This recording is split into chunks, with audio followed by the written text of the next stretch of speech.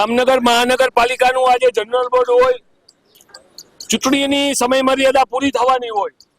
છેલ્લા આમ જોવો તો 30 વર્ષથી ભાજપનું શાસન છે, પણ છેલ્લા 5 વર્ષમાં જે જનતાના પૈસે ઉઘાડી લૂંટ કરી છે એની વારંવાર રજૂઆત કરવા વિપક્ષ તરીકે અમે જામનગરના મેયર હોય, ચેરમેન હોય કે વહીવટ અધિકારી કમિશનર સાહેબ હોય, આવેદન આપ્યા છે, ધરણા કર્યા છે, કોર્ટમાં ગયા છે, પ્રૂફ આપ્યા છે, પણ ભ્રષ્ટાચારમાં ડૂબેલી જામનગર મહાનગરપાલિકાના પદાધિકારીઓ જે 40% જેની જામનગરમાં છાપ છે, આજે બોર્ડમાં મેયરને રજૂઆત કરવાની હતી કે તમે જામનગરના પ્રથમ નાગરિક છો, તમારા આંખની નીચે આ ભ્રષ્ટાચાર થાય છે.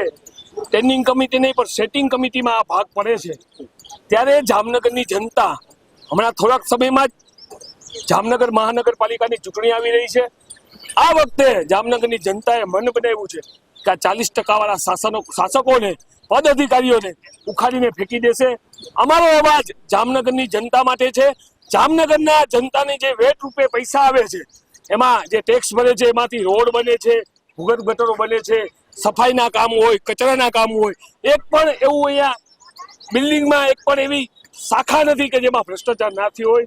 આ ભ્રષ્ટાચારને ઉઘાડું કરવા માટે આજે બોર્ડની અંદર અમારા વિપક્ષના સભ્યો પણ અવાજ ઉઠાવશે અને અહીંયા એક કોંગ્રેસ પ્રમુખ તરીકે મારી સમગ્ર કોંગ્રેસની ટીમે આજે બોર્ડનો ઘેરાવ કરી અને જનતાની સામે આ 40%નો જે ઉઘાડ કરવા માટે આજે અહીંયા